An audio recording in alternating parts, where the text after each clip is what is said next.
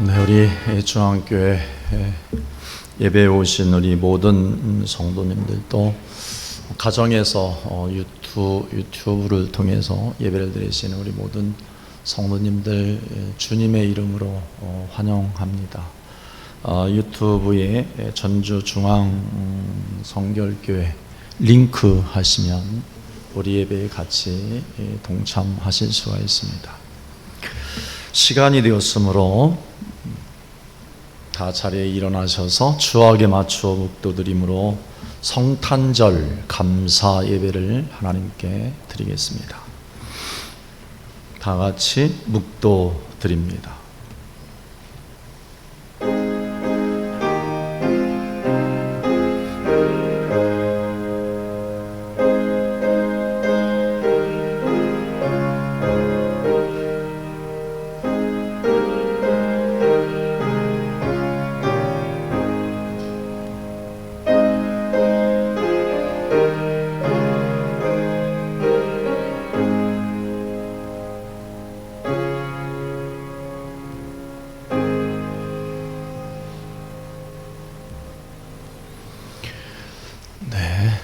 찬송가 31장 찬송 드리겠습니다.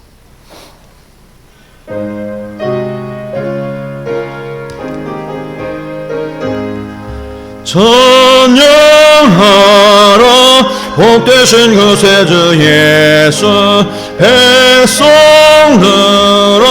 사랑을 전하세 경배하라 하늘의 천군과 천사 주님 앞에 영광을 돌리세 목자같이 우리를 지키시고 종이 품에 늘 알아주시니 찬양하라 높으신 권세를 찬양 찬양 영원히 드리세 찬양하라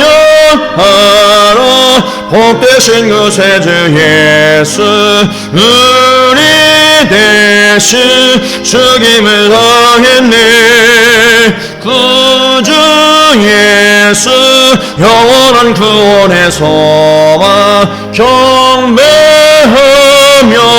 영원히 절하세 찬양하라 우리 죄 지신 예수 그의 사랑 한없이 크셔라 찬양하라 높으신 권세를 찬양 영원히 드리세 찬양하라 복되신 그 세주 예수 천사들아 즐겁게 찬양해 구주 예수 영원히 다스리시니 멸류관은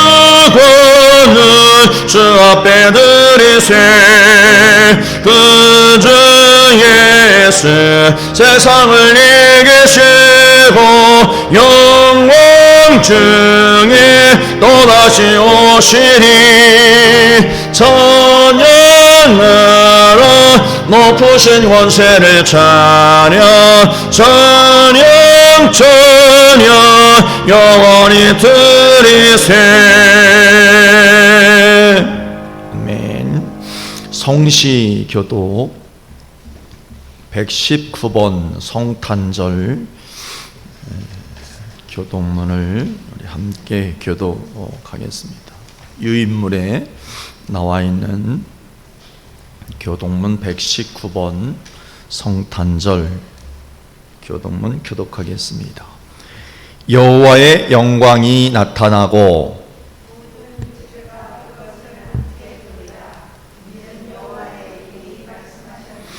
베들레헴 에브라다야 너는 유다 족속 중에 작을지라도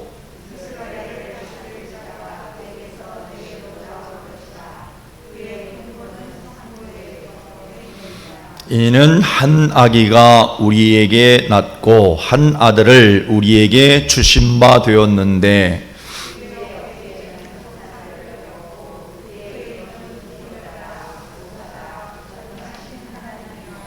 영존하시는 아버지라 평강의 왕이라 할 것임이라. 또 다윗의 왕좌와 그의 나라에 군림하여 그 나라를 굳게 세우고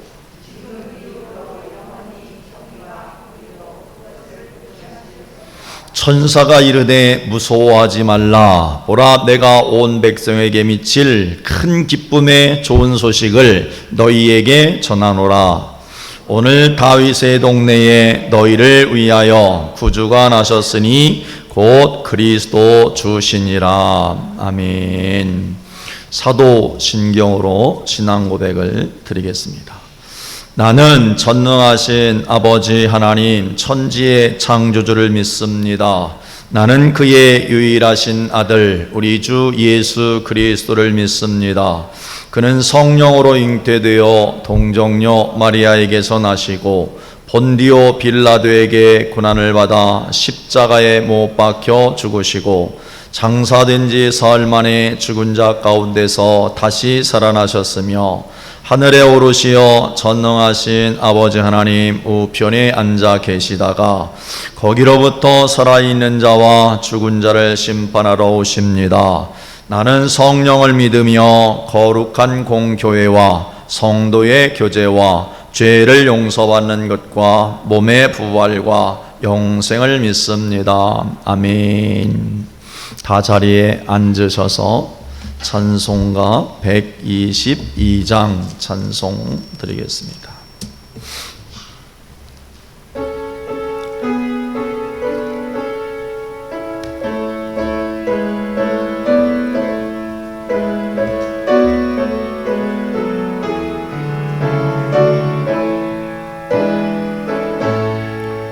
천번 가은 성도여 예배 와서 베들레헴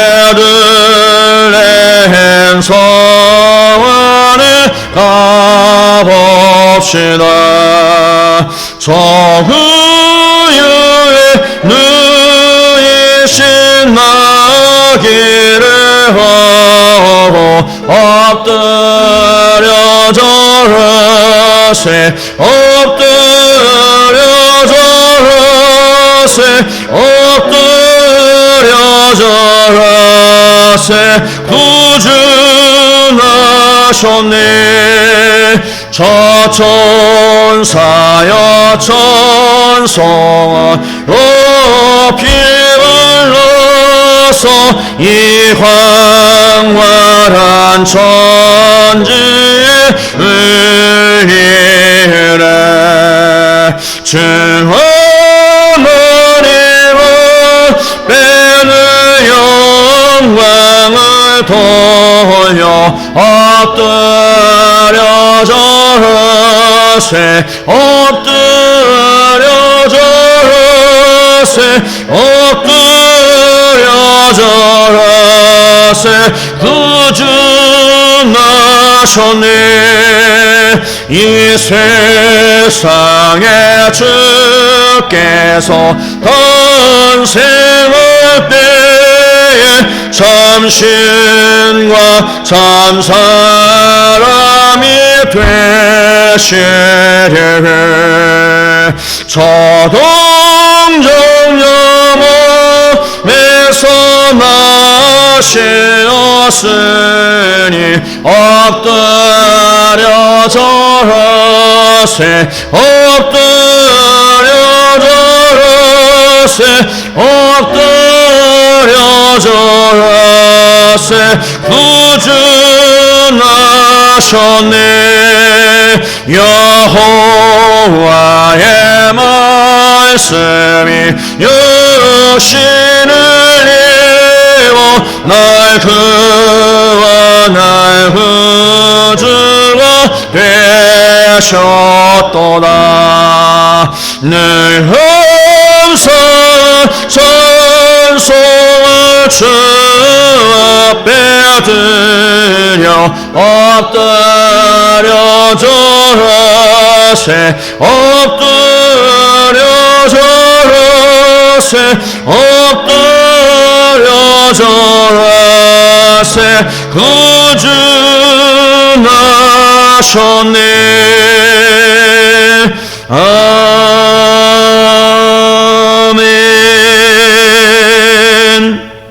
기도드리겠습니다.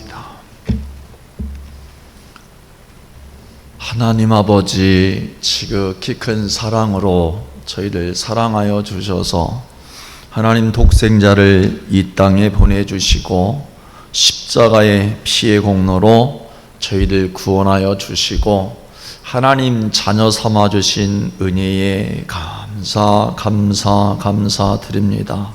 지극히 큰 영광을 버리시고 이 땅 가운데 가장 낮은 자의 모습으로 오신 주님, 친히 우리 심령 가운데의 예배 가운데 이 지구 땅 곳곳에 주님 임재하여 주시고 영과 진리로 예배드리는 우리 예배를 통해 하나님 영광 받아 주시옵소서.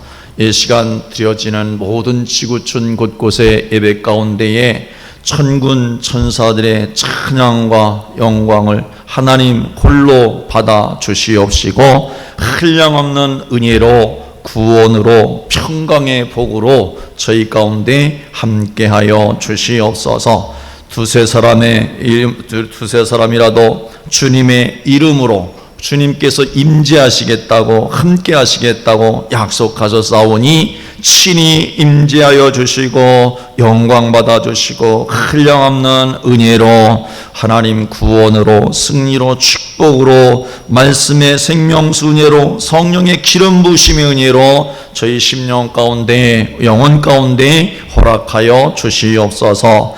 예배의 시종을 주님께 의지하오며 우리 구주 예수 그리스도의 이름으로 기도드리옵나이다.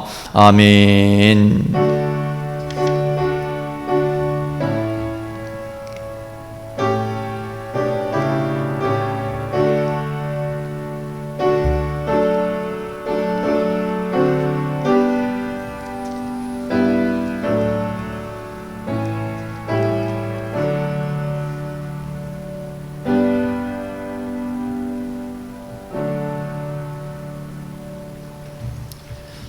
오늘 하나님께서 우리에게 주시는 말씀은 누가복음 2장 1절로 14절까지 말씀을 보겠습니다. 신약성경 제 성경으로는 89쪽입니다. 하나님 말씀을 한 목소리로 함께 읽도록 하겠습니다. 누가복음 2장 1절에서 14절까지 말씀을 같이 읽겠습니다. 같이 한 목소리로 읽겠습니다. 그때에 가이사 아구스토가 영을 내려 천하로 다 호적하라 하였으니 이 호적은 구레뇨가 수리아 총독이 되었을 때에 처음 한 것이라. 모든 사람이 호적하러 각각 고향으로 돌아가매 요셉도 다윗의 집 족속이므로 갈릴리 나사렛 동네에서 유대를 향하여 베들레헴이라 하는 다윗의 동네로 그 약혼한 마리아와 함께 호적하러 올라가니 마리아가 이미 잉태하였더라. 거기 있을 그때에 해산할 날이 참에 첫 아들을 낳아 강보로 쌓여 구유에 누웠으니 이는 여관에 있을 곳이 없음이러라. 그 지역의 목자들이 밤에 밖에서 자기 양떼를 지키더니 주의 사자가 곁에 서고 주의 영광이 그들을 두루 비추매 크게 무서워하는지라. 천사가 이르되 무서워하지 말라. 보라, 내가 온 백성에게 미칠 큰 기쁨의 좋은 소식을 너희에게 전하노라. 오늘 다윗의 동네에 너희를 위하여 구주가 나셨으니 곧 그리스도 주시니라. 너희가 가서 강보에 쌓여 구유에 누워있는 아기를 보리니 이것이 너희에게 표적이니라 하더니 호련히 수많은 천군이 그 천사와 함께 하나님을 찬송하여 이르되 지극히 높은 곳에서는 하나님께 영광이요 땅에서는 하나님이 기뻐하신 사람들 중에 평화로다 하니라. 아멘. 여러분, 성탄절 하면 여러분의 머릿속에 어떤 그림들이 그려지십니까? 성탄절. 요즘 우리 어린이 우리 친구들은 성탄절을 맞이하게 되어지면 많은 우리 아이들이 예수님은 기다리지 않고 산타만 기다린다고 합니다. 그래서 지혜로운 한 주일학교 선생님이 예수님이 좋은 이유를, 산타보다 좋은 이유를 정리해서 이렇게 가르쳤다라는 것이죠. 산타는 멀리 북극에 있지만 예수님은 늘 우리의 마음 가운데 계신단다 그랬습니다. 또 산타는 1년에 딱 크리스마스 때 한 번만 오지만 우리 예수님은 항상 우리 안에 함께 하신단다 그렇게 가르쳤습니다. 또 산타는 와서 양말을 준비해 놓으면 그 양말 속에 캔디나 또 뭐 초콜릿이나 사탕을 선물로 그냥 주고 가지만 우리 예수님은 우리 가운데 기도하는 모든 것들을 다 응답해 주시고 또 하늘나라를 선물로 우리에게 주신 분이 예수님이시다 이렇게 가르쳤던 것이죠. 또 이 산타는 올 때 항상 굴뚝을 타고 오지만 예수님은 우리가 예수님을 사랑하는 그 마음을 통해서 너희 가운데 오신단다 그렇게 가르쳤습니다. 또 산타는 너희들에게 와서 이름을 모르기 때문에 얘들아 이렇게 호칭하지만 예수님은 우리 한 사람 한 사람의 이름을 다 기억하시고 성경 가운데 마리아야 또 삭개오야 또 베드로야 이렇게 부르셨던 것처럼 너희 이름을 하나하나 다 기억하시고 부르시면서 그렇게 우리를 사랑해 주신 분이 예수님이시단다 그렇게 지혜로운 선생님이 아이들에게 가르쳤다라는 것입니다. 여러분, 성탄절 하면 여러분들은 어떤 생각이 늘 들어갑니까? 저는요, 성탄절이 되면 한 30여 년도 훨씬 넘은 그러한 시절 군대 생활할 때 꾸었던 그 꿈이 잊혀지지가 않습니다. 제가 이제 뭐 50 후반부가 됐으니까 20대 초반 뭐 이때 군 생활을 했으니까 꽤 시간이 되었지 않습니까? 그런데 여름에 저희가 이제 그 유격 훈련을 갔는데 1년에 한 차례씩 유격 훈련을 가는 것이죠. 보통 부대들은 유격 훈련 1년에 한 차례씩 갑니다. 그런데 1년에 한 차례 가는데 가장 고된 훈련이 유격 훈련입니다. 왜냐하면 산속 깊은 그 유격장 훈련장에 가서 혹독한 훈련을 받기 때문에 그렇습니다. 예외가 없죠. 열외가 없죠. 근데 보통 이제 여름철 기간 동안에 이제 군장을 메고 산속 깊은 곳에, 그곳이 까막산이라고 하는데 경기도 연천하고 포천 이 일대에 이렇게 큰 깊은 산골이 있습니다. 그 위에 보면 산이 높기 때문에 이 레이저로 그 레이더 기지가 있을 정도로 깊은 산이었는데, 근데 저희들이 유격 훈련을 갔는데 이제 열심히 봤죠. 그때 계급장 다 띄고 훈련을 받는 거죠. 조교들이 빨간 모자만 쓰고 막 혹독하게 훈련을 시키는 거죠. 암벽도 뭐 수십 미터 데서 노프 잡고 나와야 되고 그런 훈련이 유격 훈련입니다.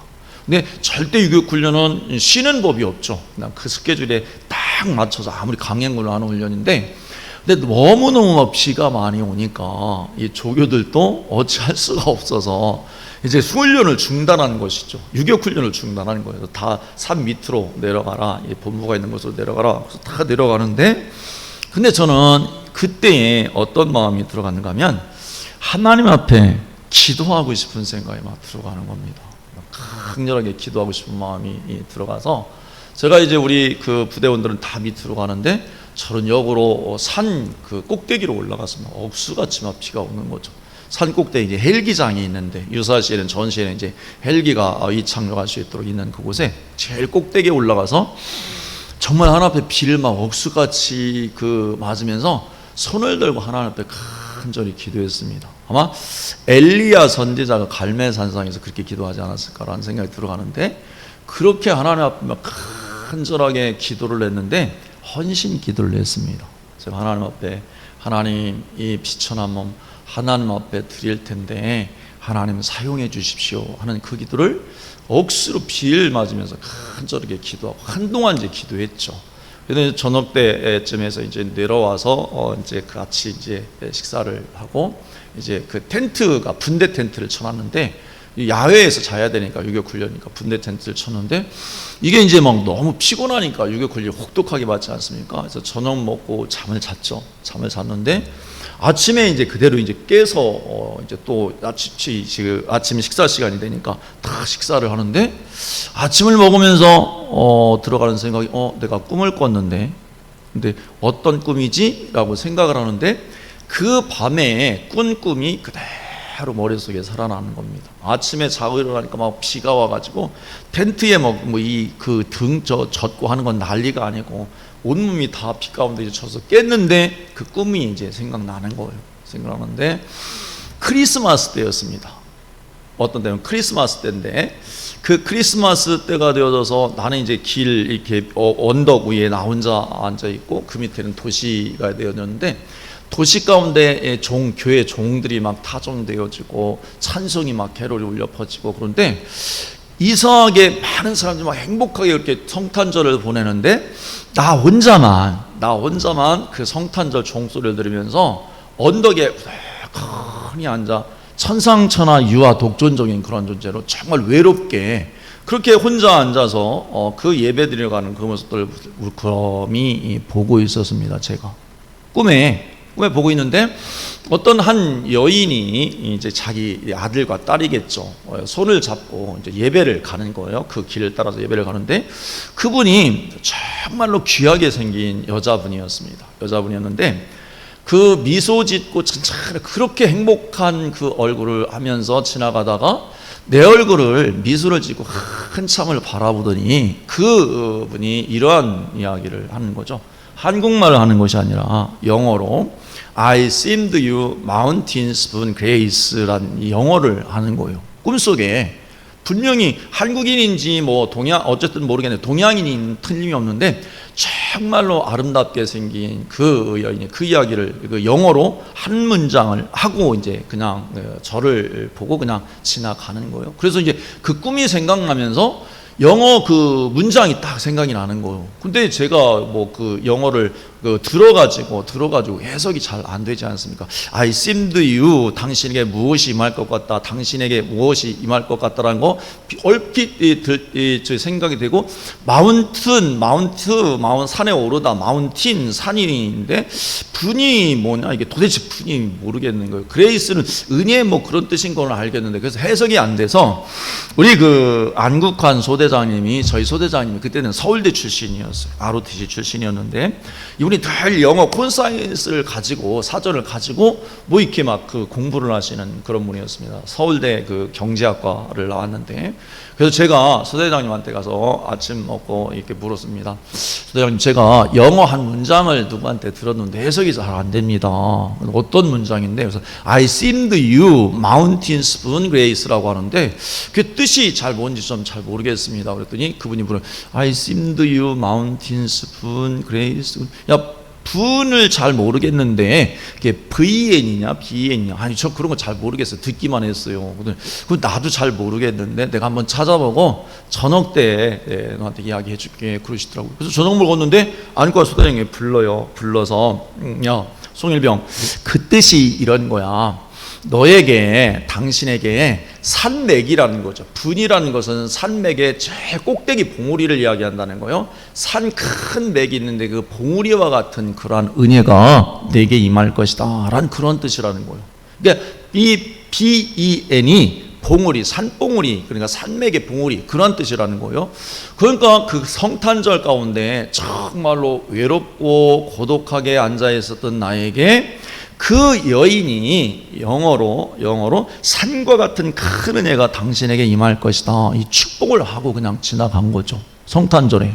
아니 그런데 그때는 성탄절이 아니었어요. 왜? 여름이었기 때문에, 한여름이었기 때문에 저기 장마철이었는데 성탄절에 관한 그 꿈을 그렇게 생생하게 꾸고, 그 꿈의 그 영어 문장을 해석을 듣고 나서는 얼마나 기쁜지 몰랐습니다. 왜냐하면 보통 날 그냥 꿈 꿨다면 그냥 좋은 꿈 꿨네 지나갔을 텐데, 그 전날에 제가 어떻게 했습니까? 까막산 유격산 그 산 정상에 올라가서 그 폭포수 같은 비를 맞고 두 손을 벌리고 하나님 앞에 그 산 정상에서 봉우리에서 기도한 그날 밤에 새벽에 꾼 꿈이기 때문에 그 꿈을 잊을 수가 없는 것이죠. 정말 외로웠던, 힘들었던 그런 상황 가운데 성탄의 어떤 그 기쁨, 그런 어떤 그 메시지의 은혜가 10년 가운데 임하게 된 것이다, 전 그렇게 생각해도 지금도 그 꿈이 생생하게 잊혀지지가 않습니다. 그런데 이상한 것은 성탄절만 되면 이상하게 저는 그렇습니다.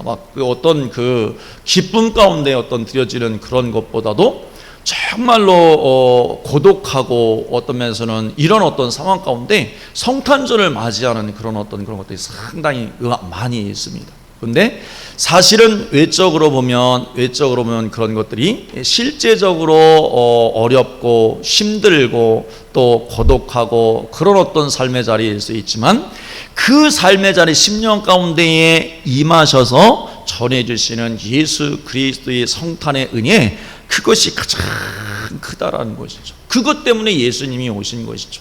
예수님을 부를 때 성경 가운데 보면 예수님의 호칭이 있는데, 그 성경 가운데 예수님의 호칭을 뭐라고 부릅니까? 예수님의 호칭을 나사렛 예수다 이렇게 부르지 않습니까? 나사렛 예수란 말은 구약에는 나오지 않지만 신약에는 20번 표현이 되어진 그러한 그 단어가 나사렛 예수 이렇게 표현을 하고 있는데, 나사렛이라는 그 지역이 정말로 우리는 아주 익숙하고 친숙하고 좋은 감정을 가지고 그 나사렛이라는 그 도시를 생각할 수 있는데, 성경의 나사렛의 그 도시 지명은 그렇게 좋은 도시가 결코 아니었습니다.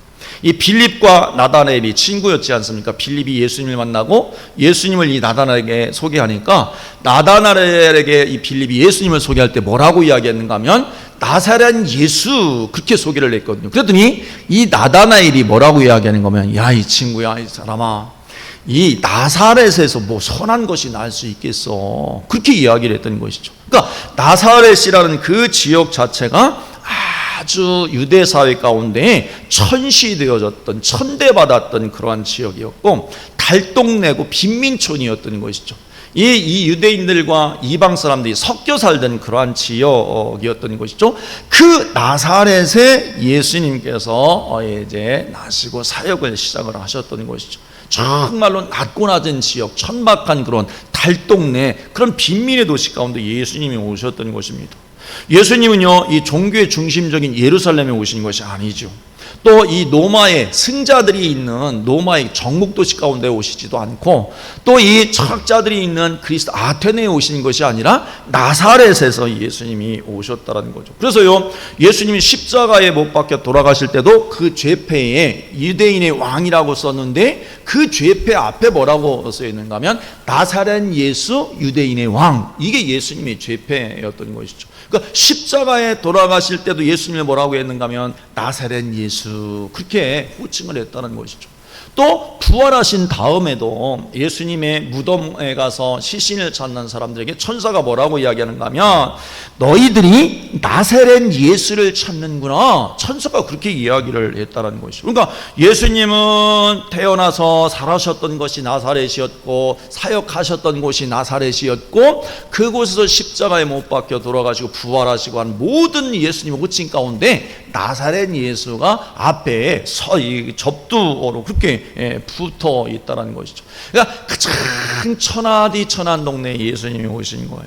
왕의 아들로 오신 게 아니고 재벌의 총수의 아들로 오신 것이 아니고 누구? 목수의 아들 요셉의 아들로 예수님께서 이 땅에 오셨던 것입니다. 요셉의 직업이 무엇이었습니까? 목수였지 않습니까? 요셉이 성경에는 의로운 사람으로 이렇게 기록이 되어 있죠. 영적으로는 종교적으로는 상당히 의인이었었죠. 그런데 삶의 차원에서 보면 이 역사의 기록에 보면 이 요셉이라는 그 인물이 넉넉한 그런 가문이 아니었고 농촌의 노총각이었다라는 것이죠. 가진 것도 없고 이 목수란 직업 자체가 이 하이클래스에 있는 직업이 아니고 가장 낮은 계층의 그 직업이 목수였다는 것이죠. 그러니까 장가도 갈 수 없을 만한 그런 노총각이 요셉이었고 그래서 어렵게 만나서 이제 결혼해야 되는 사람이 마리아였던 것이죠. 우리는 마리아를 뭐 영화라든지 아니면 또 이 드라마 이런 것들을 통해서 볼 때 상당히 미인이 이 마리아로 이렇게 나오지 않습니까? 그래서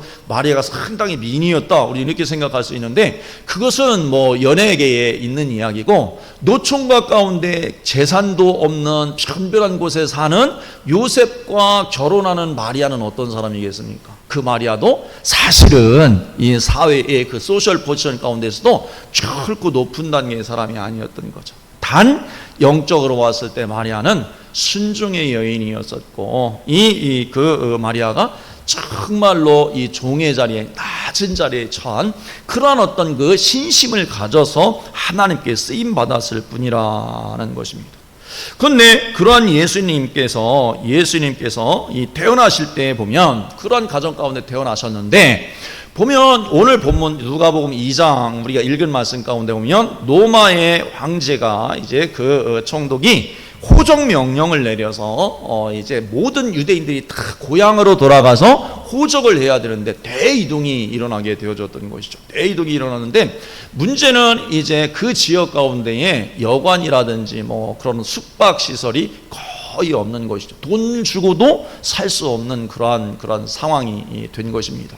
더군다나 이제 부자도 구하기가 어려운데 가난했던 이 요셉과 이 또 마리아, 이 배불른 이 마리아가 이 베들레헴 그 조그만 지역에 가서 거기 호텔이 있는 것도 아니었고 묵을 수 있는 그러한 자리, 그러한 어떤 곳을 구할 수가 없었던 것이죠.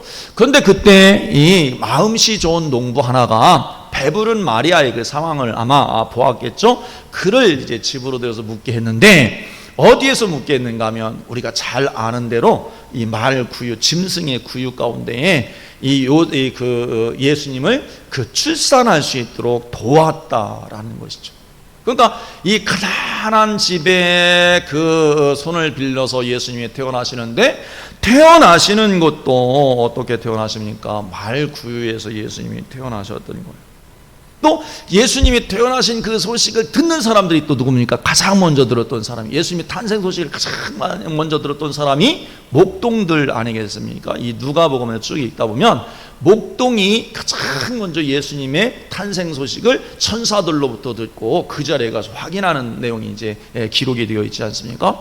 그런데 우리는 목동하면 목가적인 어떤 그림을 그리기가 참 쉽습니다. 그래서 푸른 초장 가운데 이제 목동들이 자유스럽게 평안하게 양들을 치는 걸로 생각하기가 쉬운데 예수님 당시에 목동의 삶은 그것이 아니었습니다.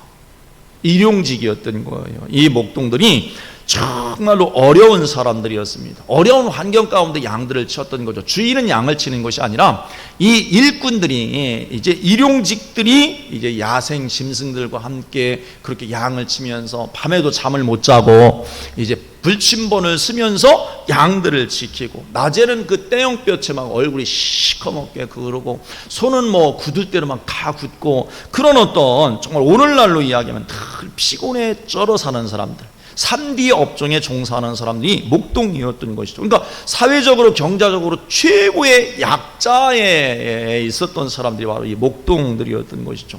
시골에서 고향을 떠나서 변변한 기술도 없어서 먹고 살아가기는 해야 되겠고 그래서 부모를 떠나서 했던 직업 가운데 하나가 이제 목동이었던 것이죠. 이 사람들 예배도 드릴 수 없었습니다. 뭐 예배 드리는 어떤 시간도 없었지만 모처럼 예배를 드리러 이제 회당으로 들어가면 사람들이 야 이게 무슨 냄새냐? 이거 양 냄새냐? 양똥 냄새 아니야? 이거 누구한테서 나는 거야? 이렇게 취급을 받았던 사람들이 목동이었던 것입니다. 예배를 드리고 싶어도 드릴 수 없는 사람들. 더군다나 이 사람들은 도덕적으로도 어떻게 생각했는가 하면 양치기들 가운데 너무 어려우니까 주인의 양을 몰래 이제 해서 양의 가죽을 팔는다든지 이 양의 젖을 좀 이렇게 막 도둑질해서 판다든지, 그래서 이 사람들이 부정직한 사람들로 매도되는 사람들이 바로 이 목동이었다라는 것이죠. 그러니까 최고 하층 계급 가운데 사람들이 목동이었습니다. 근데 그들 가운데에 아기 예수의 탄생 소식을 하나님께서 가장 먼저 들려주셨다는 것입니다. 아마 천사의 그 음성을 듣고 하늘의 천군 천사의 그 찬송 소리와 그 휘황찬란한 하나님의 지극히 큰 영광을 보지 못했다고 한다면 이 목자들, 아니 내가 환청을 들었나 잘못 들었나 아마 그랬을 것입니다. 그런데 가장 낮고 낮은 사람들이 이제 천사가 전해준 예수님의 탄생 소식을 듣고 정작 베들레헴 그 마을 그 짐승의 구육 가운데 누워 있는 이 아기 예수를 이제 보게 되어졌던 것이죠. 여러분, 그 하나님의 천군 천사의 찬송과 그 영광이었다고 하면 육신적인 그 모습을, 예수님의 아기 그 예수님의 모습을 보았다면 기절했을 겁니다.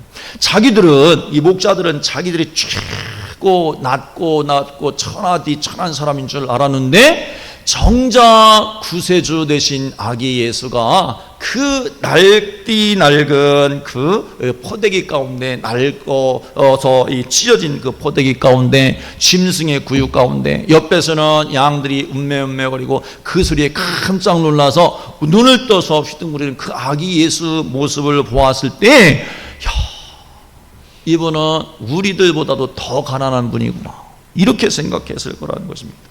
그러한 상황 가운데에 아기 예수, 구세주 예수 그리스도가 이 땅 가운데 첫 번째로 오셨다는 거죠. 이러한 곳에서 이러한 모습으로 태어나신 분이 우리 구주 예수 그리스도이신 것이죠. 그분이 메시아인 거예요. 그분은 그렇게 평생 사셨습니다. 돌아가실 때도 그렇게 이 가장 낮은 자의 십자가형은 인간이 당할 수 있는 최고의 극형이 십자가형이고 낮은 그 형의 제도가 바로 이 십자가형이었는데 돌아가실 때도 그렇게 돌아가셨던 것이죠. 사랑하는 성도 여러분, 오늘 우리가 삶을 영위하다가 보면요, 어려움들이 많이 있을 수 있어요. 경제적으로도 어려움이 있고, 그래서 걱정하고 염려하고 그런 어떤 일들이 많이 있을 수 있습니다. 통장 잔고는 점점 비어가고 어떻게 해야 되나 하는 그런 걱정 가운데 있는 사람들도 있을 것입니다. 그런데 여러분 기억하십시오. 우리가 아무리 가난하다고 하더라도 예수님처럼 가난해질 수는 없는 것입니다. 근데 왜 예수님께서 가난해지셨을까요? 왜? 우리를 부욕해 하시기 위해서, 영원토록 부욕해 하시기 위해서 예수님께서 그렇게 가난한, 가장 가난한 자리에, 비천한 자리에 이 땅 가운데 오셔서 우리 가운데 은혜를 주신다라는 것입니다. 그 예수님이 오신 거예요. 그 예수님이 하늘 영광을 버리시고 이 땅 가운데 구세주로 오신 것입니다. 한 성도가요, 구약 성경을 읽다가 목사님에게 질문을 했답니다. 목사님, 구약에 율법에 보면 신혼 초기에는 남자가 군대 가는 것도 연기시키라고 그렇게 말씀을 하고 있는데 그 이유가 무엇입니까? 그랬더니 목사님이 생각하다가 이렇게 이야기를 했답니다. 신혼 초에 있는 사람들은 그 나가서 전쟁하는 것보다 집에서 더 무서운 전쟁을 해야 되기 때문입니다. 그랬다는 거. 이해가 되십니까? 신혼이라는 말은요, 신나는 일도 많지만 혼나는 일도 많아서 신혼이다, 그런 이야기가 있어요. 문제없는 가정 없어요. 정말 그렇죠. 치유와 위로가 필요가 없는 그런 가정 보면 없습니다.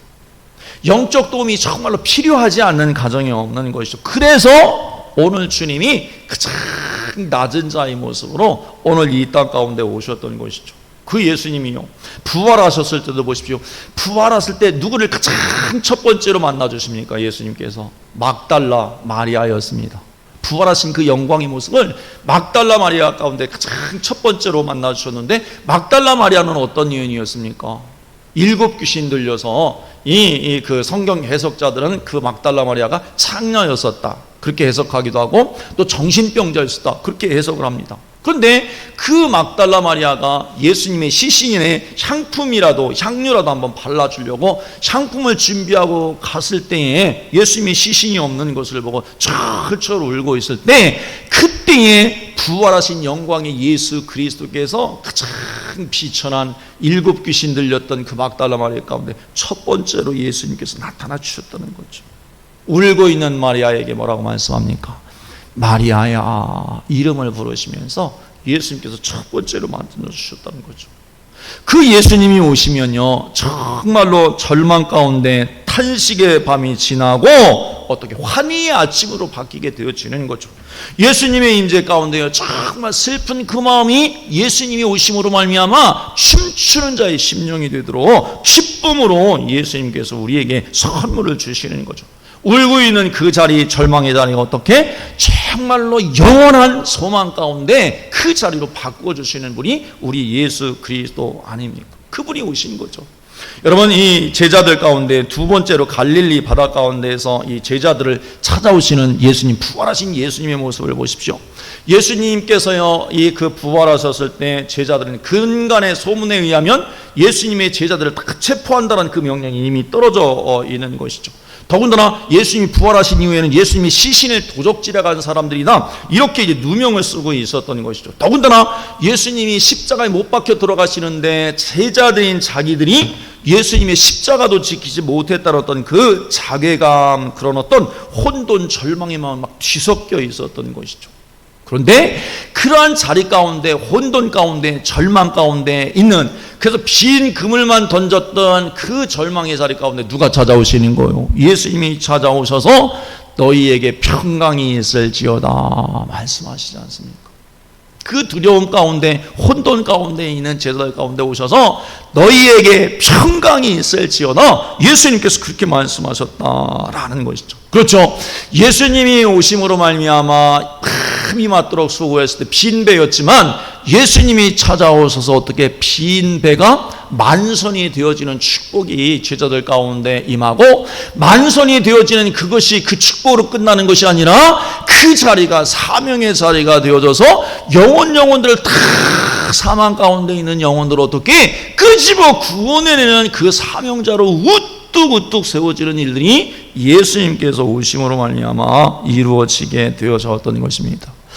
사랑하는 성도 여러분, 우리 인생 가운데 나는 빈배야, 내 인생은 볼 것이 없어, 이렇게 생각되시는 분이 있습니까? 아니요. 하나님의 백성들은 절대 빈배, 빈 그물이 아닙니다. 왜? 예수님께서 그렇게 낮은 자의 자리로 오셔서 우리에게 부유하게 만들어주시고 영적으로 생명을 주시고 영적으로 축복해 주시기 위해서 예수님이 오셨기 때문에 그런 것입니다. 그래서 예수님이 찾아오시면 절망이 환희로 바뀔 수밖에 없어요. 찬송할 수밖에 없는 거죠. 불안이 평화로 바뀔 수밖에 없는 것입니다.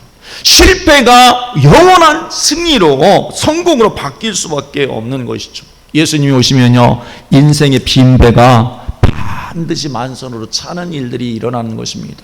이 예수님이 오심으로 말미암아 우리 10년 가운데 이러한 예수님의 오신 소식으로 말미암아 정말로 구원함을 얻을 뿐만 아니라 또 평화를 얻을 뿐만 아니라 하나님의 축복을 얻을 뿐만 아니라 이제는 예수님이 오신 그 소식을 세상 사람들 가운데, 절망 가운데 있는, 어두움 가운데 울고 있는 그 영혼들 가운데 예수님의 오신 소식을 증거할 수 있는 사명자의 자리로 다 나가서 승리하는 우리 모든 성도들 다 되시기를 주님의 이름으로 축원합니다. 코로나19 얼마나 어렵습니까? 저도 어떤 때는요, 주님의 십자가를 놓치면 막 우울해져요. 교회를 봐도 그렇고 우울해져요. 그럴 때마다 돌이키는 것이 있는데 그때마다 예수님의 십자가를 붙잡습니다. 그러면 십자가를 붙잡으면, 예수님을 붙잡으면요, 어느샌가 믿음 가운데 승리하는 그 마음이 10년 가운데 차오르고 또 기도하고 하나님 말씀 가운데 사명을 감당할 수 있게 되어지는 것이죠. 사랑하는 성도 여러분, 이 코로나 가운데에서 어려워 힘들어하는 우리 이웃들 가운데 살아계신 생명의 주인이신 예수 그리스도 오심을 증거하고 같이 구원함을 얻고 하나님을 찬양하고 예배하신 우리 모든 성도들 정말로 기쁨의 성탄절이 다 되시기를 주님의 이름으로 축원합니다. 기도드리겠습니다. 하나님 아버지 가장 낮은 자의 모습으로 이 땅 가운데 오시고 가장 낮은 자의 자리에 삶을 사시면서 저들을 구원해 주시고 은혜를 베풀어 주시고 또 아버지 생명을 주시고 또 영적인 승리를 허락하여 주신 주님의 은혜에 감사를 드립니다. 지극히 높은 곳에서는 하나님께 영광이요 땅에서는 기뻐하심을 입은 자들에게 평화로다 말씀했는데 하늘의 평강이 하늘의 평화가 우리 삶 가운데 강처럼 바다처럼 흘러가는 그러한 일들만 일어날 수 있도록 하나님 축복하여 주옵소서. 갈릴리에 다시 찾아오신 주님, 제자들을 사명자로 세워주셨던 것처럼 우리 영혼들이 주님의 복된 소식을 증거하며 사명자로 우뚝 서서 절망 가운데 있는 영혼들 가운데 구원의 소식을 전하고 열매 맺는 저희가 가정이 우리 교회가 되어줄 수 있도록 주님 인도하여 주시옵소서. 예수 그리스도의 이름으로 기도하옵나이다. 아멘.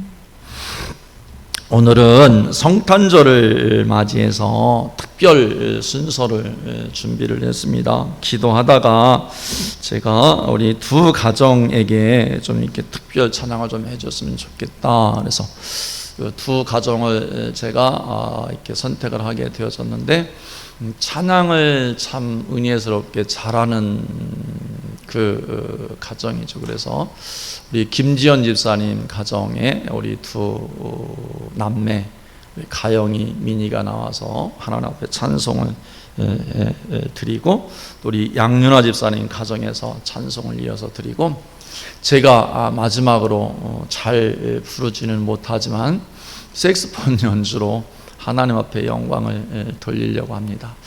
우리 먼저 우리 가영이 민이 나올 때 하나님께 감사의 박수 또 예수님의 탄생을 축하하는 박수를 드리면서 우리 맞이해서 찬송 드리도록 하겠습니다. 박수로 맞이하겠습니다.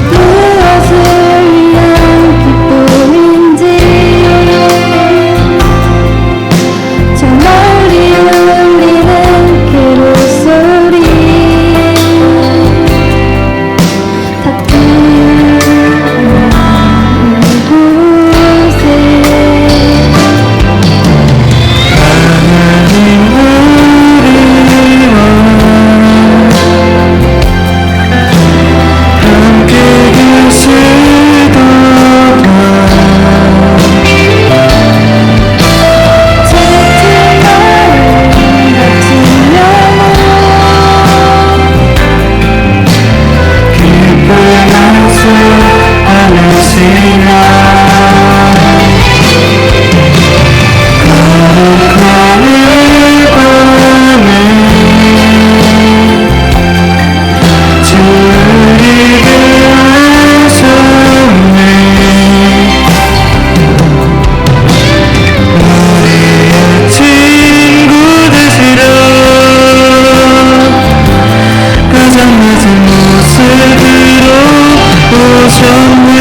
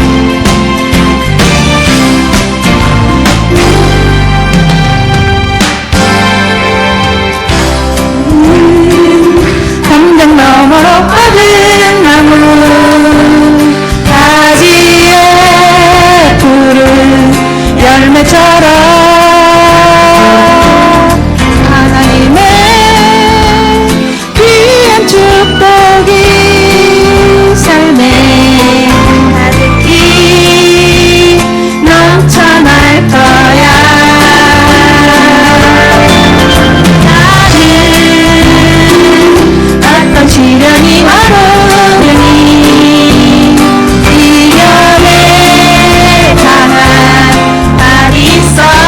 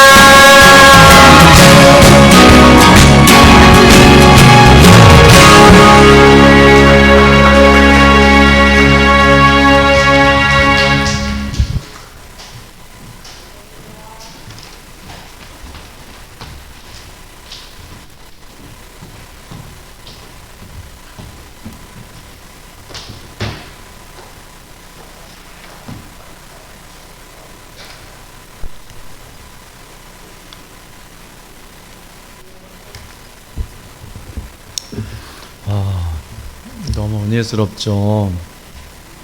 우리 가영이는 제가 찬양을 잘하는지는 알고 있었어요. 근데 오늘은 조금 마이크가 좀 소리가 작았는데, 근데 우리 민이가 찬양을 참 잘하네. 네, 민이가 그렇게 잘하는 줄 몰랐어. 우리 또 양윤아 집사님 가정이야 뭐 또 에너지가 많기로 유명하니까 너무너무 감사합니다. 제가 색소폰을 잘 불지는 못하는데 좋아합니다. 그래서 뭐 틀리는 것도 하나님의 은혜고 하니까 여러분 같이 찬송을 좀 드렸으면 좋겠습니다. 오 홀리 나잇 제가 연주를 좀 하겠습니다.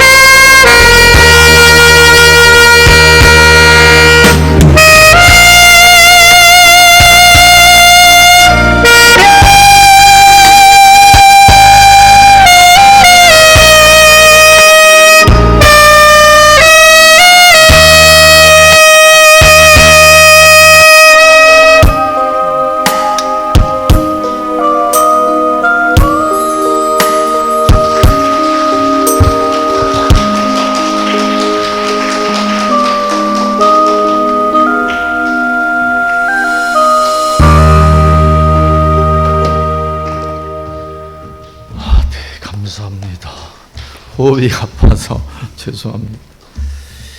예, 우리 어려운 시간들인데 또 우리 예배로 승리하시 우리 모든 성도님들께 진심으로 감사를 드립니다.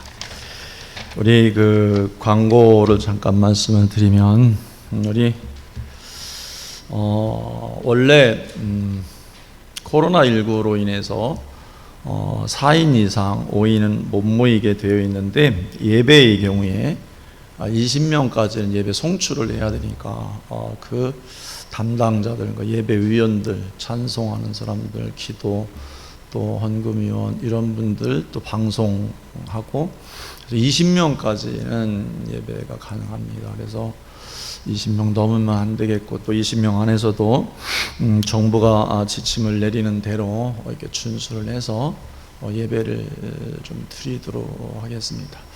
지난 수요일 날 예배를 이제 차량 운행을 하는데 주일 예배가 이제 비대면 예배로 전환되었다 우리 권사님한테 드렸더니 권사님이 하신 말씀이 80평생에 이러한 일이 없으시다고 그렇게 말씀을 하시더라고요. 근데 그 말씀이 그냥 들려지는 게 아니고 하나님의 성령의 음성으로 들려지더라고요. 그래서 예배는 사수를 해야 되겠다.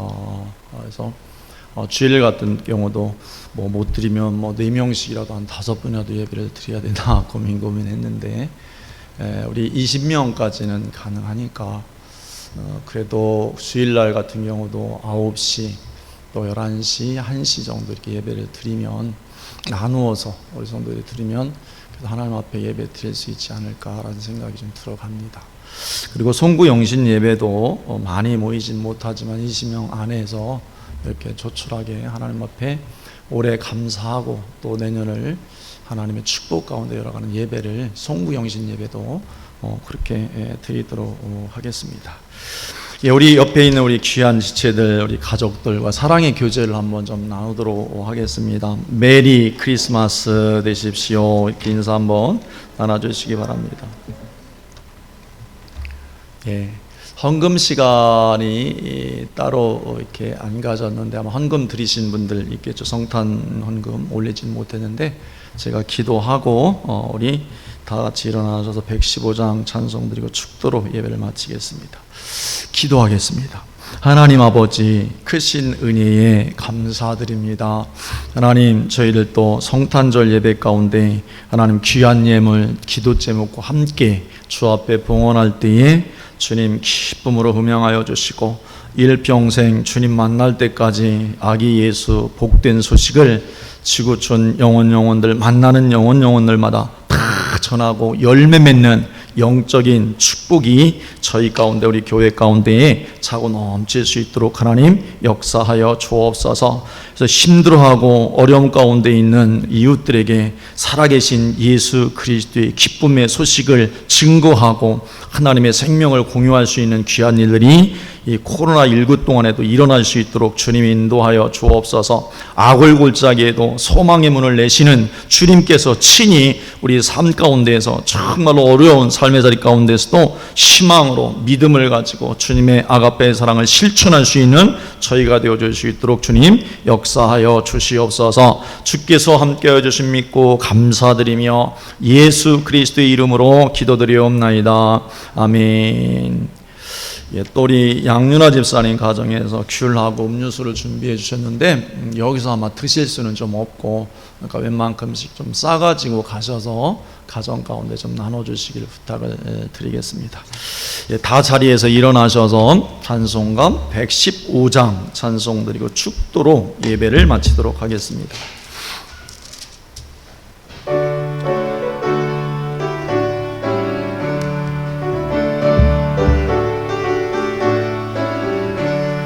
기쁘다 구주하셨네 만 백성 맞으러 온 교회여 바위로가 다 찬양하여라 다 찬양하여라 다 찬양하여라 구세주 탄생했으니 다 찬양하여라 이 세상의 만물들아 다 화답하여라 다 화답하여라 다 화답하여라 온 세상 죄를 사하려 주 예수 오셨네 죄와 슬픈 너란의 홀다 그하시네 다 그하시네 다 그하시네 은혜와 진리 되신 주 다 주관하시니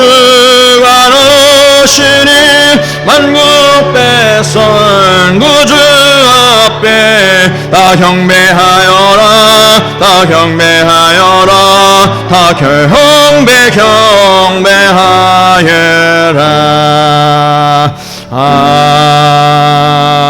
아멘.